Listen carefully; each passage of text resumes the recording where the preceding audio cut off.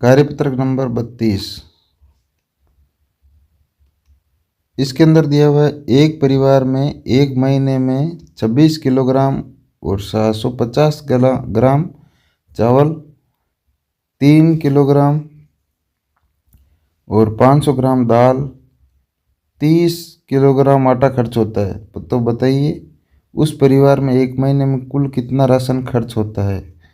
तो यहाँ 26 किलो और 750 ग्राम, किलो को हम केजी में लिख सकते हैं 750 ग्राम, और यहाँ पे 3 किलो और 500 ग्राम, और कितने हो जाएंगे 30 किलो आटा। तो इन तीनों को हमें जोड़ना है। तो पहले ग्राम को जोड़ते हैं। तो यहाँ पे हो जाएंगे 0 और ये 5 और 7 5 12, तो कितने हो जाएंगे 1250 ग्राम है। तो 1250 ग्राम है तो 1000 ग्राम का कितना हो जाएगा 1 किलो। तो 1 किलो इधर चला जाएगा आगे। तो 26 और 1 27 हो जाएगा 27 किलो, और 3 30 और 30 60, तो 60 किलोग्राम और 250 ग्राम हो जाएंगे। इन तीनों को जोड़ना है। 26 किलोग्राम और 750 ग्राम, 3 किलोग्राम और 500 ग्राम, 30 किलोग्राम आटा, इन सब को जोड़ के आपको लिखना है। तो 60 किलो और 250 ग्राम हो जाएंगे। आगे देखिए प्रश्न नंबर 2 दिया हुआ है। एक सब्जी की टोकरी में 2.75 किलोग्राम आलू, 1.75 किलोग्राम टमाटर, 3.5 किलोग्राम प्याज रखा है। बताइए सब्जी की टोकरी में कुल कितने किलोग्राम सब्जियां रखी है। तो 2.75, इसका मतलब है 2 किलो और 750 ग्राम। यहाँ 1.75, यहाँ 3.75, तो ये किलोग्राम में, तो इनको जोड़ना है। आगे देखिए 5 5 10 5 15, हासिल 1 8 7 15, 15 7 22, हासिल का 2 2 2 4 1 5 3 8 हो जाएंगे। तो 8 किलो और 25 250 ग्राम हो जाएंगे। 8 किलो और 250 ग्राम हो जाएंगे, या 8.25 किलोग्राम।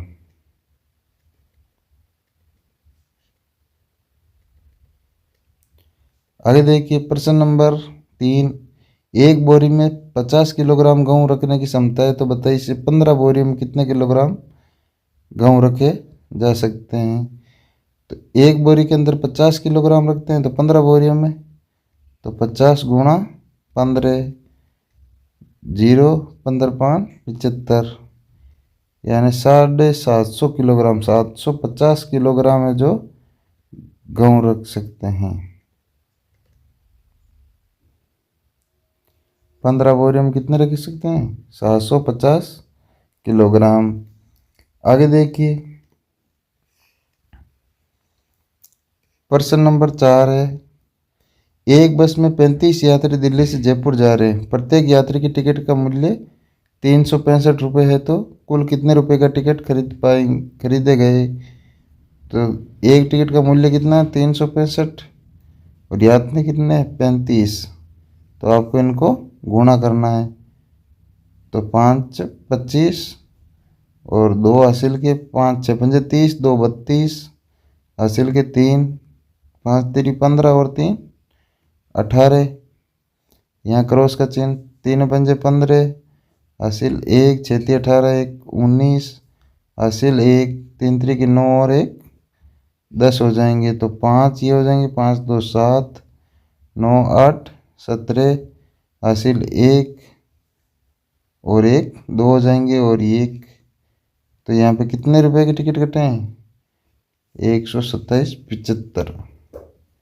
तो यहाँ 12,775 रुपये के टिकट कटे हैं।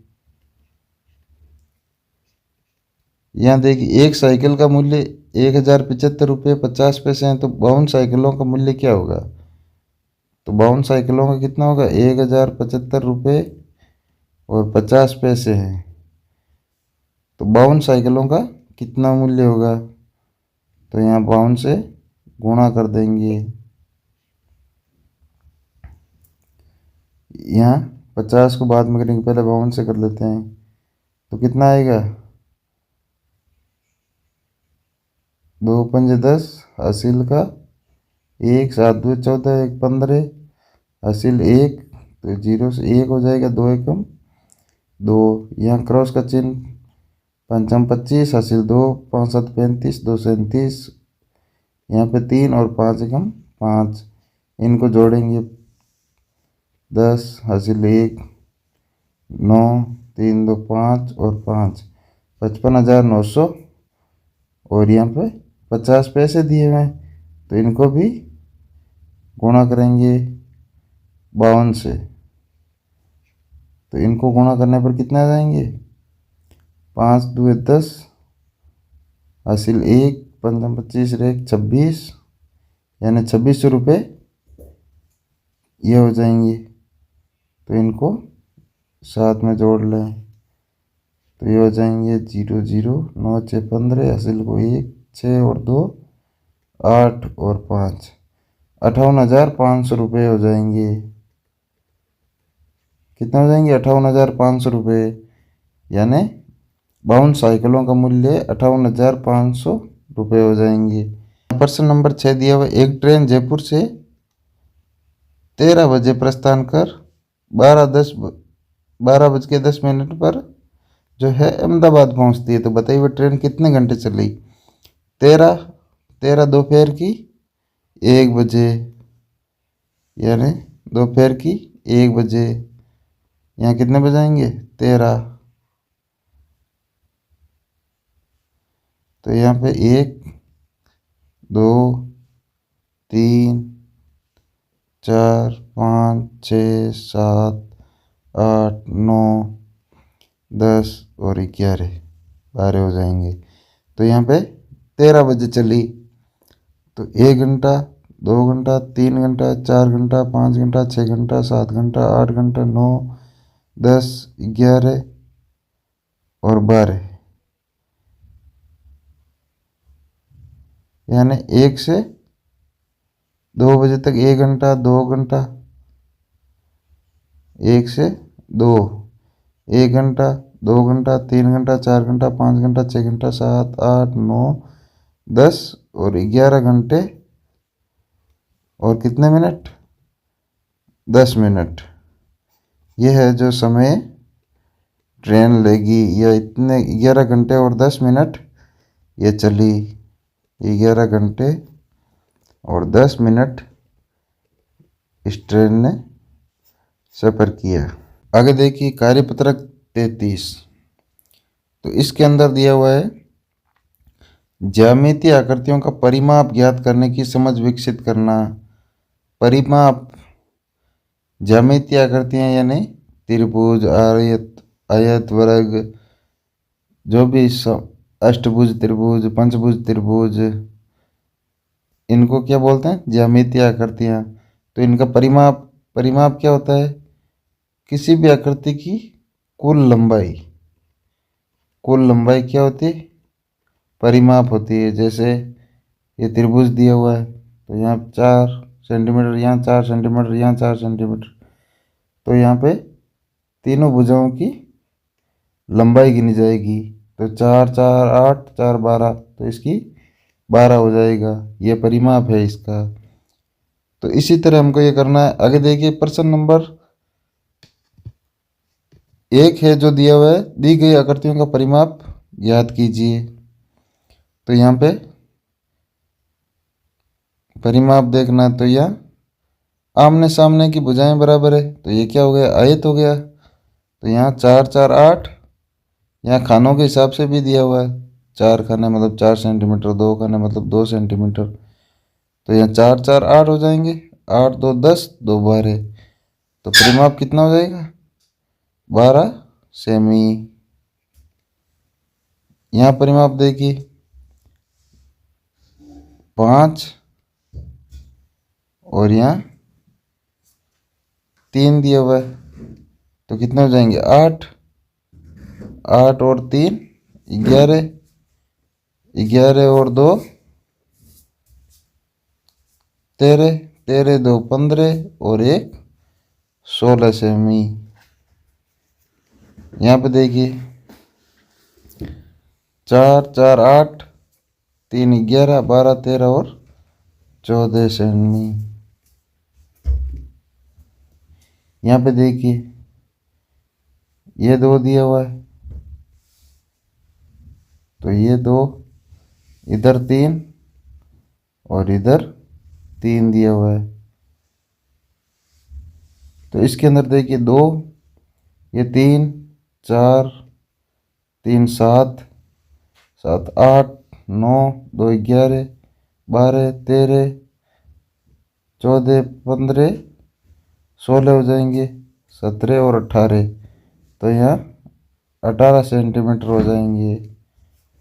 इस तरह आपको करना है, जैसे 2 3 4 और 3 7 8 9, 2 11 12 13 13 3 16 17 और 18 हो जाएंगे। आगे देखिए प्रश्न नंबर 2 दिया हुआ है, इसके अंदर 12 सेंटीमीटर 12 सेंटीमीटर और 12 सेंटीमीटर तीनों भुजाएं समान है, तो ये कौन सा समबाहु त्रिभुज हो जाएगा? तो यहाँ 12 12 सेंटीमीटर है, तो सीधा 12 गुणा 3 कर लेते हैं, तो कितना हो जाएगा? 36। तो यहाँ 36 सेंटीमीटर हो जाएगा। यहाँ देखिए 7 सेंटीमीटर की कितनी भुजाएं? 1 2 3 4 और 5। तो 5 भुजाएं दी हुई है, समान है सभी, तो यहाँ समपंचभुज हो जाएगा। तो 7 गुणा 5 हो जाएंगे, 7 गुणा 5, तो कितना हो जाएंगे? 35 सेंटीमीटर। यहाँ पे देखिए 7 सेंटीमीटर दी हुई है सभी भुजाएं, तो कितनी है?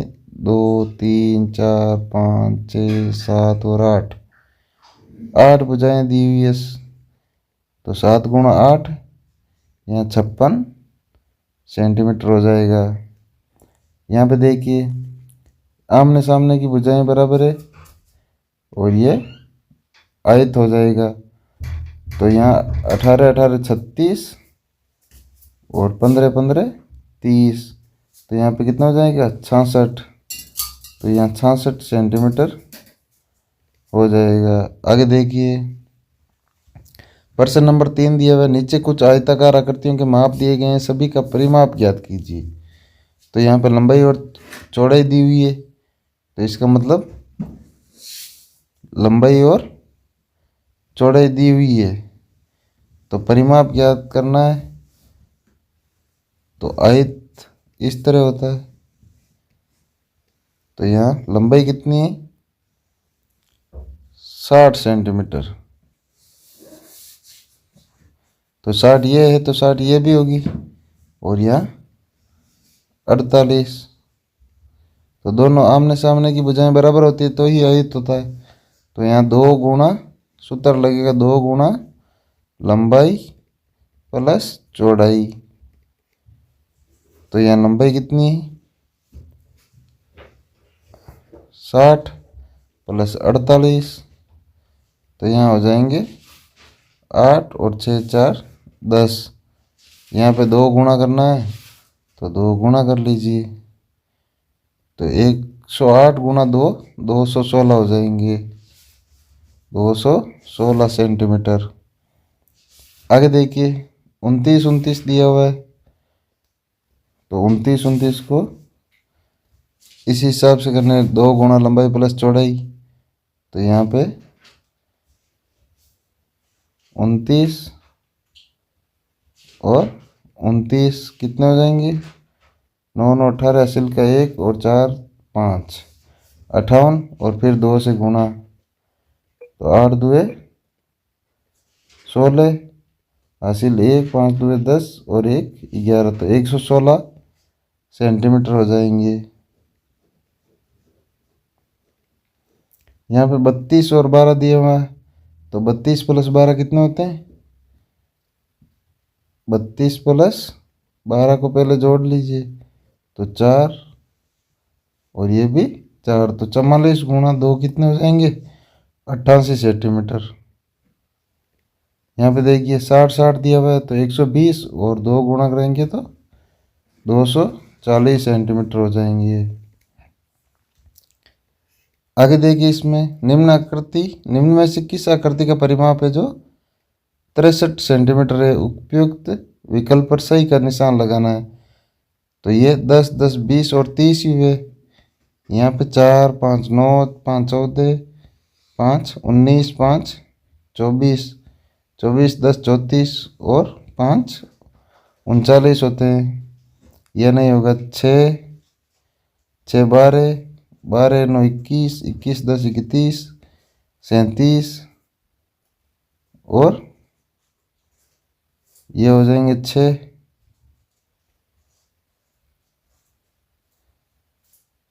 यहाँ पे 10 है, यानी 10 10 6 16 16 10 26 26 और 6 32 32 10 42 42 6 48 48 6 55 55 और 9 64। यहाँ पे नहीं होंगे, यहाँ पे नहीं होंगे। 13 ये भी नहीं होगा, तो यही होगा। तो यहाँ पे सही जोड़ लगा दे, 9 और 10 19 हो जाएंगे। इसको जोड़ लिया, 10 19 19 और 6 ये कितने हो जाएंगे? 25। यहाँ पे 10 जोड़ते हैं 35, ये 6 जोड़ते हैं 41, ये 10 जोड़ते हैं 51 और ये 6 58 नहीं 51 6 और 57, तो 57 के बाद में 6 और जोड़ते हैं 63, तो ये कौन से हो जाएगा? 63 सेंटीमीटर। आगे देखिए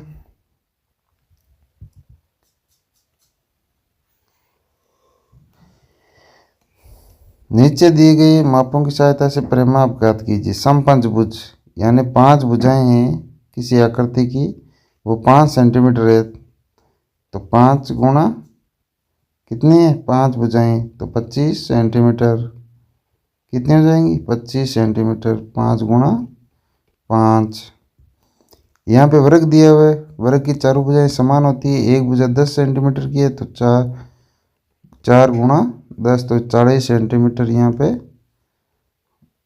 इसका परिमाप हो जाएगा। आगे देखिए कार्यपत्रक 34। इसके अंदर दिया हुआ ज्यामितीय आकृतियों का क्षेत्रफल ज्ञात करने की समझ विकसित कर पाना। तो इससे पहले हमने देखा था परिमाप,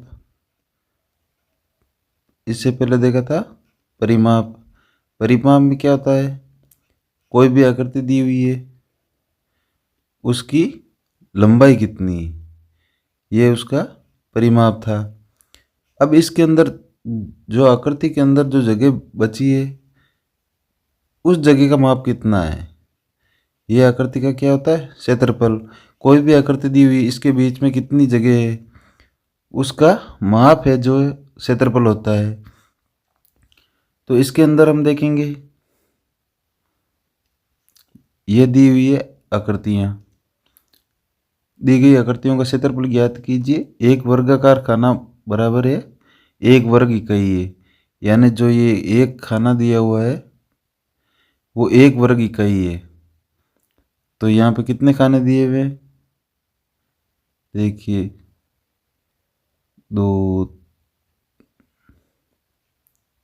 ये क्या है? खाने बने हुए हैं, तो इनको आपको गिनना है और ये इसका क्षेत्रफल हो जाएगा। यहाँ पे लिखा है 1 वर्गाकार खाना बराबर 1 वर्ग इकाई, तो 1 में 4 है, तो 2 3 4 और 5, तो 5 चौक 20 वर्ग इकाई हो जाएगा, इसका क्षेत्रफल हो जाएगा। यहाँ पे देखिए 3 2 5 है, 1 2 3 4 और 5 चौक 20, तो 5 25, तो ये हो जाएंगे 26 और 27 हो जाएंगे, तो ये 27 वर्ग इकाई हो जाएगा। इसके अंदर देखिए 5 5 10, 11 12 और 13, तो 13 वर्ग इकाई हो जाएगा। आगे देखिए निम्न आकृतियों का क्षेत्रफल ज्ञात कीजिए और बताइए किस आकृति का क्षेत्रफल सबसे अधिक है। तो यहाँ पे क्षेत्रफल देखना है हमें।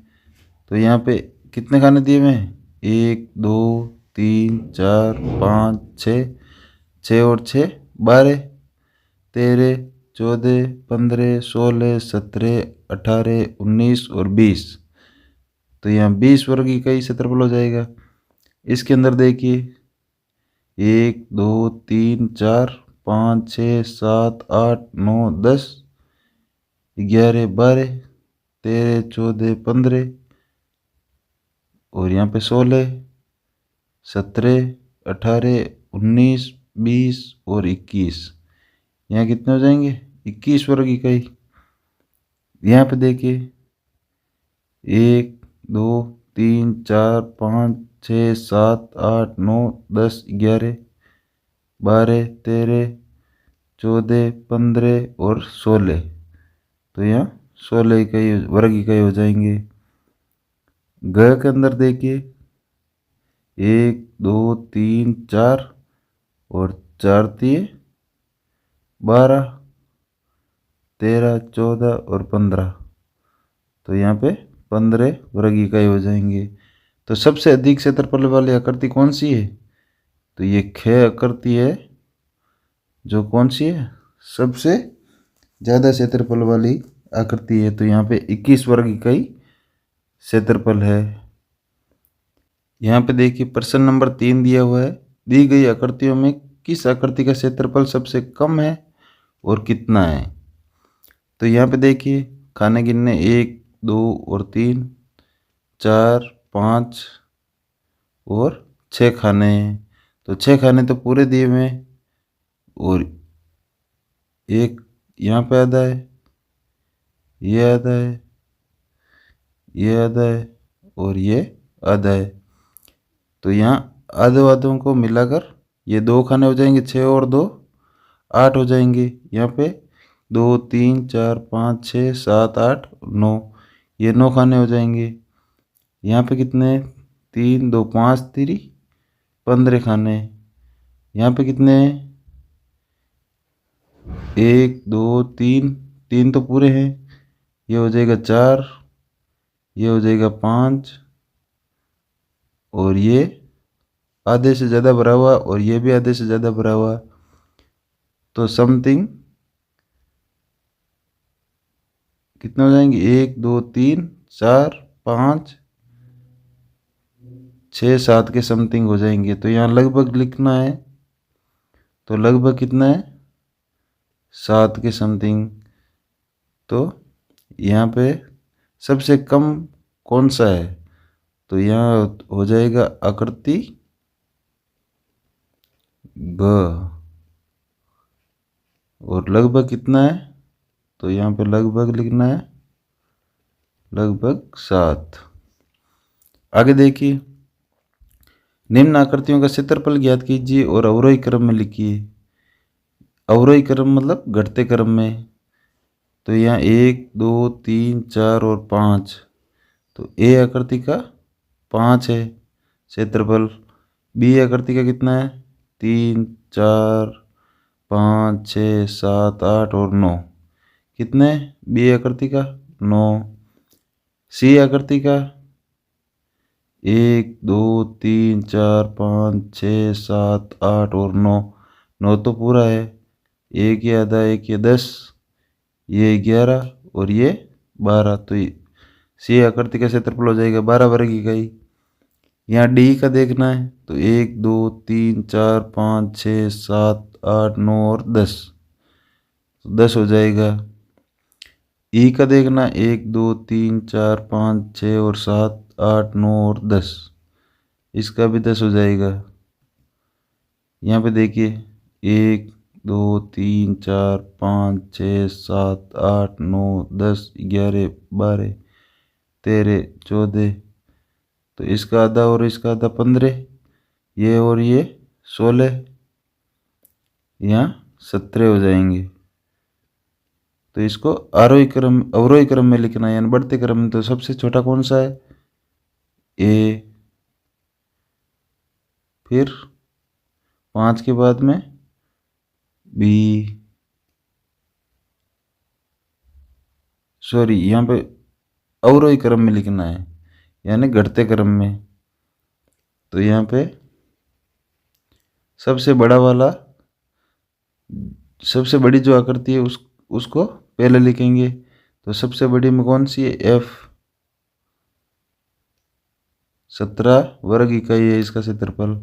फिर सी, फिर डी और ई बराबर है, तो डी और ई, यहाँ पे बी और ए लिख देंगे।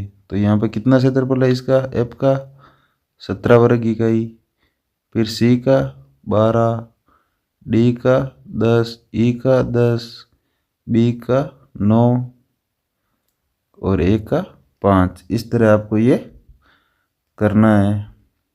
आगे देखिए कार्यपत्रक नंबर 35। तो इसके अंदर दिया हुआ है संख्याओं के पैटर्न को पहचान कर आगे बढ़ो। आगे बढ़ा पाना है। प्रश्न नंबर 1 दिया हुआ है संख्याओं के पैटर्न को पहचान कर रिक्त स्थानों की पूर्ति करनी है। तो यहाँ क्या दिया हुआ है? 1 गुणा 9, उसमें 2 जोड़े हैं। तो यहाँ 1 गुणा 9 मतलब 9 और 2 11 हो जाएंगे। तो यहाँ 1 और 2, यहाँ सीरियल चल रही है 1, यहाँ पे 1 2 आ गया, इसको 9 से गुणा करेंगे और 2 के आगे 3 3 3, तो 3 से जोड़ेंगे तो 12 9 में 108 और 10 9 10 और 11, तो 111 हो जाएंगे। यहाँ 123 को 9 से गुणा किया है, फिर 4 जोड़ा है, तो यहाँ 1111 हो गया। तो यहाँ पे 1 2 3 और 4 से 4 को गुणा करेंगे 9 से और यहाँ पे जोड़ेंगे 5, तो ये संख्या में प्राप्त होगी। आगे देखिए कितने? 1 इकाई, दाई, सैकड़ा, हजार, 10,000, लाख, 1,11,111। तो यहाँ पे फिर आगे सीरियल बढ़ाएंगे 1 2 3 4 5, इनको 9 से गुणा करेंगे और 6 जोड़ देंगे। तो यहाँ पे आगे 9 से गुणा करने पर कितने प्राप्त होंगे? 1 2 3 4 और 5 को 9 से गुणा कीजिए, तो 9 5 45, हासिल के 4 9 चौक 36, 4 40, हासिल के 4 9 30 27 और 4 31, हासिल के 3 9 2 18 19 20 और 21, हासिल के 2, तो 9 और 2 11 हो जाएंगे। तो इसमें जोड़ने कितने? 6, तो 6 5 11, हासिल 1 1, ये 11 और ये 11, इकाई, दही, सैकड़ा, हजार, 10,000, लाख, तो 1,11,111।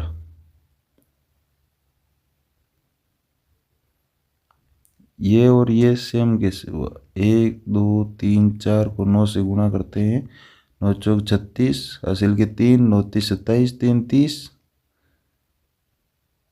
हासिल के 3 9 2 18 और 3 21, हासिल के 2 9 1 9 और 2 11, इसमें जोड़े 5, तो यहाँ 11 और 111 हो जाएगा।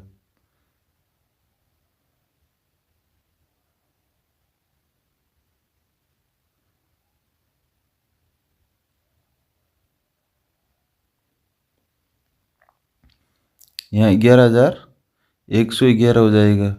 तो यहाँ 5 जोड़ने पर, तो यहाँ पे संख्याएं ज़्यादा लिखी हुई है, इनको आप 1 2 3 4 और 5 कर लीजिए।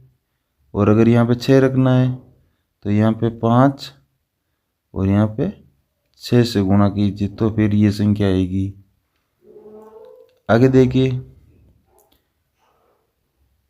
इसके अंदर 1 2 3 4 5 से गुणा करते हैं, 9 से, और +6 करते हैं तो फिर ये संख्या आएगी 11 11 और 11, यानी 4 5 और 6 हो जाएंगी। तो 1,11,111। यहाँ पे 1 2 3 4 5 और 6 को गुणा करते हैं 9 से और 7 जोड़ते हैं, तो यहाँ पे इकाई, दहाई, सैकड़ा, हजार, 10,000, लाख, 10 लाख, तो 11,11,111 हो जाएंगे। यहाँ पे आप ये संख्या रखते हो तो 6 से गुणा, 6 को प्लस करके 5 तक की संख्याएं लिख दीजिए, ये संख्या आ जाएगी। और या इसको हटा के ये 11,111 लिख के यहाँ 5 को हटा दीजिए और यहाँ 5 जोड़ दीजिए, ये सीक्वेंस पैटर्न बैठ जाएगा। आगे देखिए, इसमें 2 4 6 5 और 8 13, तो 5 और 4 कितने हो जाएंगे 9, तो यहाँ पे 6 और 9 15, और 9 और 13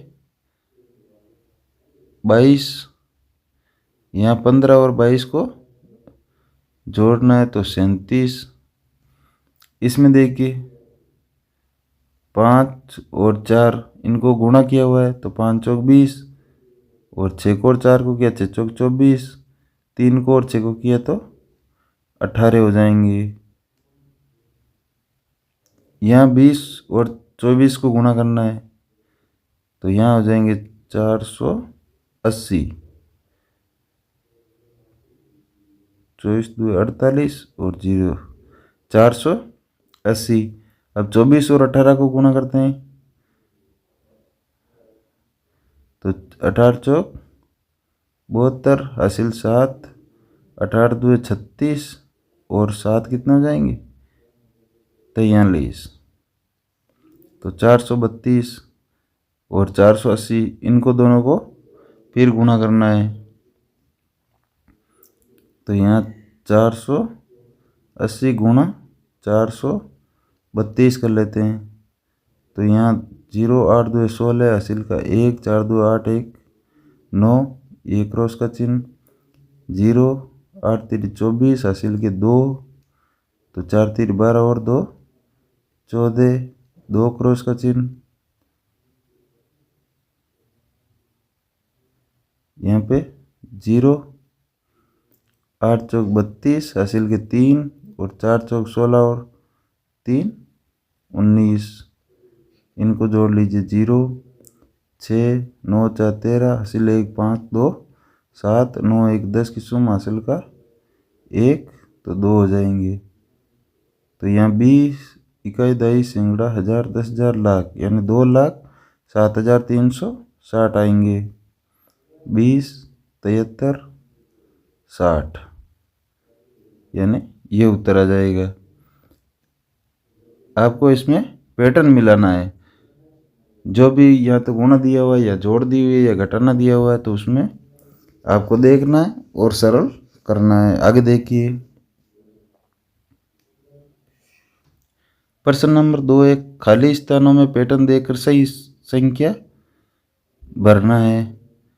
तो यहाँ पे 15 17 दी हुई है, तो यहाँ पे देखो 9 8 कितने हो गए 17, 8 7 कितने हो गए 15, तो 7 और 9 कितने हो गए 16। तो यहाँ पे देखना है 25 और 32, ये कितने हो जाएंगे 57, और यह 25 और 47 कितने हो जाएंगे, तो 7 72 हो जाएंगे। 7 5 12, हासिल 1 5 और 2 7 हो जाएंगे। यहाँ 32 और 47 कितने हो जाएंगे 79। यहाँ पे देखिए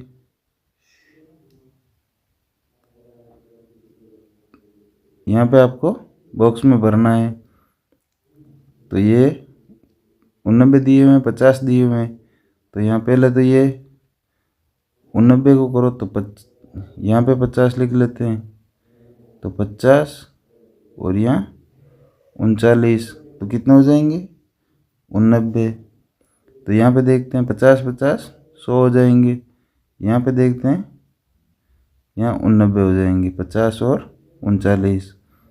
यहाँ पे आप कोई भी संख्या अपने हिसाब से कोई भी संख्या भर के ऐसे ऐड करना है, जोड़ना है और बीच में लिख देना है। आगे देखिए कार्यपत्रक 36, इसमें दिया हुआ है आंकड़ों को व्यवस्थित करने एवं दंड आलेख खींचने की समझ विकसित करना। तो यहाँ पे प्रश्न नंबर 1 दिया हुआ है, कक्षा 6 के छात्रों ने गणित विषय की एक परख में ये जो अंक प्राप्त किए हैं, इन प्राप्त अंकों से नीचे दी गई सारणी की पूर्ति कीजिए और नीचे दिए गए प्रश्नों के उत्तर लिखिए। तो यहाँ पे अंक दिए हुए हैं, यहाँ पे टेली चिन्ह और छात्र संख्या। टेली चिन्ह का मतलब होता है यहाँ पे जितनी बार अंकों की पुनरावृत्ति हुई है या जैसे एक अंक है तो एक मान लो 4 बार आया है तो ऐसे लिखना है। मान लो एक 4 से ज़्यादा बार आया है तो 5वां चिन्ह हमें ऐसे लगाना है। ये होता है टेली चिन्ह। तो यहाँ पे देखिए तो एक अंक है तो एक अंक कितनी बार आया है, 1 और 2 बार आया है तो 1 2। तो छात्र संख्या कितनी हो गई 2। यहाँ पे देखिए अंक है जो 2 है तो 1 2 3 और 4 बार। तो यहाँ 1 2 3 और 4, तो यहाँ पे 4 लिख दीजिए। यहाँ पे 3 तो 1 2 3 और 4, तो 1 2 3 और 4। यहाँ पे 4 1 2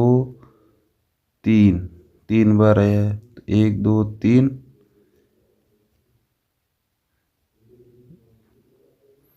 यहाँ 5 है तो 1 2, तो यहाँ 2 लिखना है।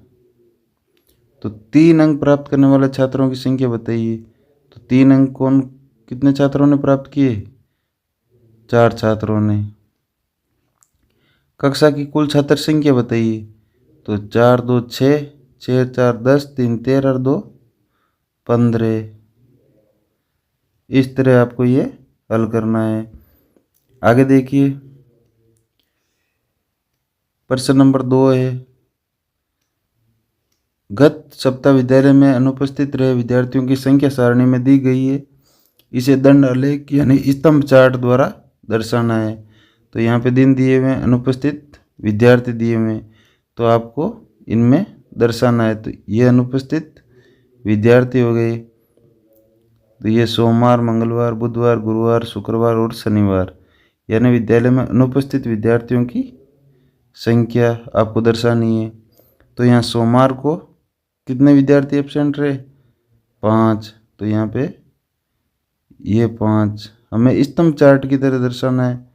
तो ये पूरा यहाँ से यहाँ तक आ जाएगा,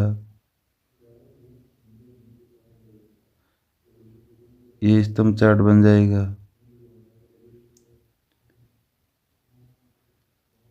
मंगलवार को इतने 4, तो मंगलवार को ये 4 हो जाएंगे। इसको आपको भरना है। बुधवार को 6, तो बुधवार को 6 हो जाएंगे।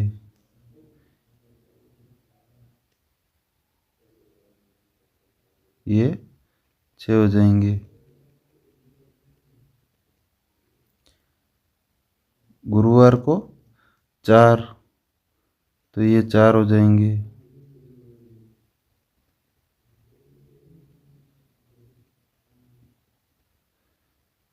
शुक्रवार को 7, तो 7 यहाँ पे आ रहे हैं।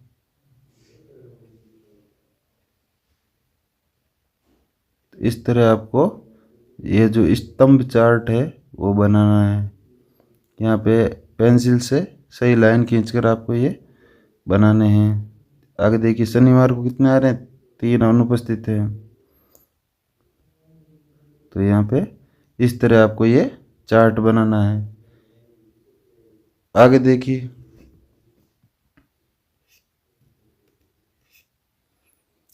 कार्यपत्रक नंबर 37। इसके अंदर दिया हुआ चित्रालेख एवं दंडालेख, चित्रालेख और दंडालेख बनाने एवं विश्लेषण करने की समझ विकसित कर पाना। प्रश्न नंबर 1 दिया हुआ, जिला परिवहन कार्यालय हनुमानगढ़ में सोमवार को पंजीकृत होने वाले वाहनों की संख्या सारणी में दी गई है।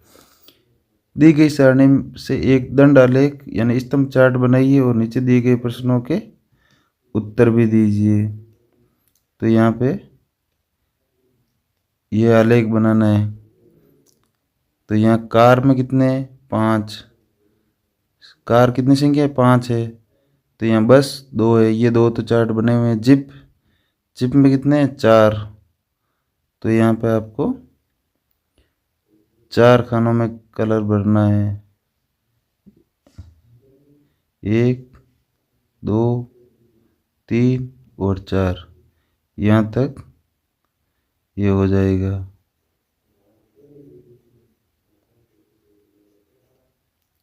यहाँ पे कितने हैं? जिप और जिप दिया हुआ है, तो जिप कितनी है?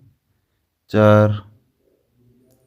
तो यहाँ पे 4 में और रंग भर दीजिए। इस तरह आपको ये स्तंभ चार्ट बनाना है। यहाँ मोटरसाइकिल, तो मोटरसाइकिल कितनी है? 10। तो 10 कहाँ पे आ रहे हैं? ये 10 की रो है। तो यहाँ पे आपको ये 10 वाले रो में कलर करना है।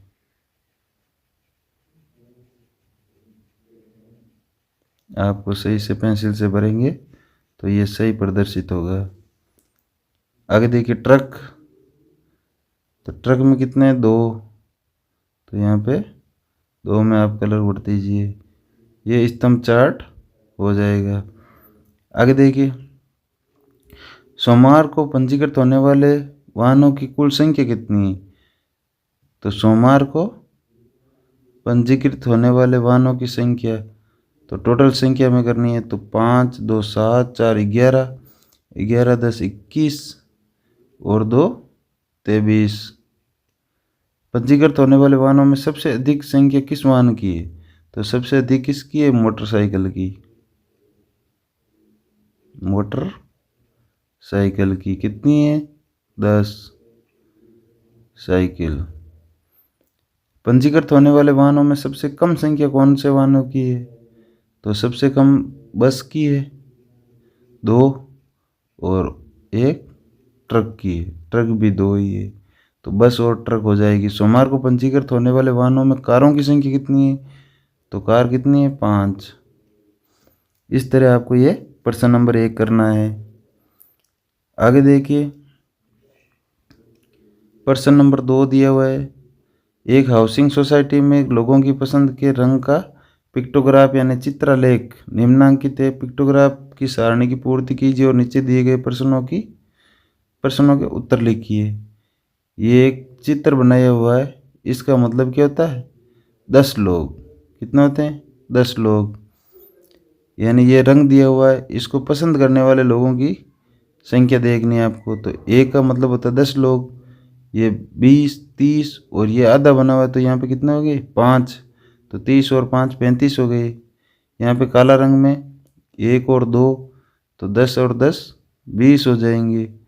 यहाँ पे 4 लोग दिए हुए हैं, तो 10 10 के हिसाब से कितना? एक का मतलब कितना होता है? 10। तो 4 का मतलब 40। यहाँ पे 4 तो दिए पूरे, तो 40 और ये 5 45। यहाँ पे प्रश्न देखना है, काला रंग पसंद करने वाले लोगों की संख्या कितनी है? तो काले रंग में देखना है कितने? 20। लाल रंग कितने लोगों द्वारा पसंद किया गया? तो लाल कितने लोगों द्वारा? 40। सबसे अधिक कौन सा रंग पसंद किया गया? तो यहाँ सबसे अधिक कौन सा है? हरा रंग। इस तरह आपको ये सारणी भरनी है और ये प्रश्नों के उत्तर भी देने हैं। आगे देखिए, आकलन 6।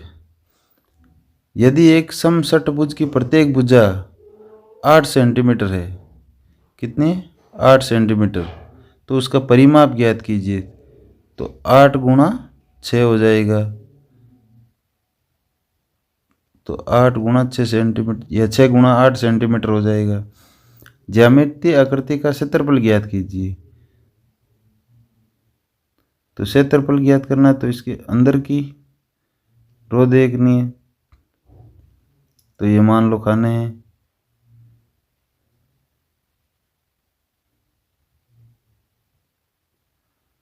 तो इस हिसाब से 1 2 और 3 4 5 और 6, तो ये कितने हो गए, 6 वर्ग इकाई, 6 वर्ग सेंटीमीटर हो जाएंगे।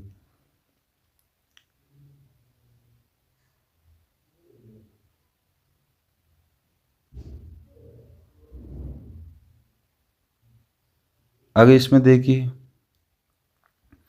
संख्या पैटर्न 208, 104, 52 और 26 का अगला पद कौन सा होगा। तो यहाँ 26 2 है 52, 52 2 है 104, 104 को 2 से गुना 208, तो यहाँ पे कौन सी हो जाएगी 13। यहाँ टेली चिन्ह द्वारा प्रदर्शित बारंबारता है।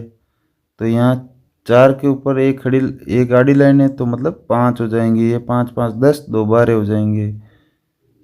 यहाँ पे देखिए प्रश्न नंबर 5 दिया हुआ है, आकृतियों का परिमाप और क्षेत्रफल ज्ञात कीजिए। तो परिमाप का सूत्र क्या होता है, 2 गुणा लंबाई प्लस चौड़ाई। और क्षेत्रफल के अंदर आयत का क्षेत्रफल तो लंबाई गुणा चौड़ाई।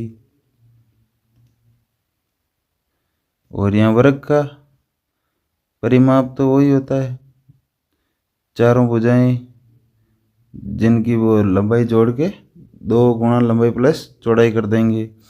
ये इसको सीधा ही 7 गुणा 4 कर देंगे। वर्ग का क्षेत्रफल होता है भुजा स्क्वायर। यहाँ पे परिमाप देखें तो 12 प्लस 5 17, तो 17 गुणा 2 यानी 34 हो जाएगा, 34 सेमी सेंटीमीटर। और क्षेत्रफल कितना हो जाएगा, 12 5 60 सेंटीमीटर। यहाँ पे परिमाप कितना हो जाएगा, 7 गुणा 4, तो 7 चौक 28 सेंटीमीटर। और क्षेत्रफल कितना है, भुजा स्क्वायर, तो 7 साथी 7 का स्क्वायर करना है, तो 7 साथी 49 सेंटीमीटर। यहाँ पे देखिए प्रश्न नंबर 6 दिया हुआ है, सूरतगढ़ में यातायात पुलिस द्वारा किसी चौराहे पर यातायात नियमों का पालन नहीं करने पर बनाए गए चालानों की संख्या तालिका नीचे तालिका में दी गई है। इन आंकड़ों को दंड आलेख दिए गए ग्राफ में दर्शाना है। तो यहाँ पे सोमवार को कितने दिए हैं, 10 चालान। तो यहाँ सोमवार में ये रहे 10।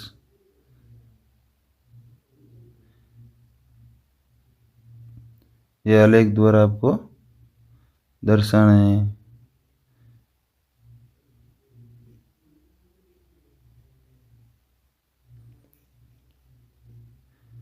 यहाँ मंगलवार को कितने दिए हैं, 8, तो 8 आपको ये दर्शाना है। यहाँ पे बुधवार को कितने दिए हैं, 12, तो 12 बुधवार को आपको यहाँ 12 तक कॉलम बनाना है। ये हो जाएगा। गुरुवार को 7, तो ये गुरुवार है। और यहाँ पे 6 और ये 7 हो जाएगा। तो दे का कॉलम दिया हुआ है, तो इस हिसाब से एक कॉलम ले लेंगे, 6 और 1 7 हो जाएगा। तो इसको आपको ऐसे जो आलेख बनाना है। संख्याओं के पैटर्न को पहचान कर नियम बताइए और आगे बढ़िए। यानी इन संख्याओं के पैटर्न को आपको देखना है और कौन सा नियम इसमें लागू होता है वो देख कर बताना है। तो यहाँ पे लिखी हुई है 5, तो 5 के आगे है 9, तो 5 को अगर 2 से गुणा करते हैं तो आते हैं 10, 10 में से -1 किया हुआ है।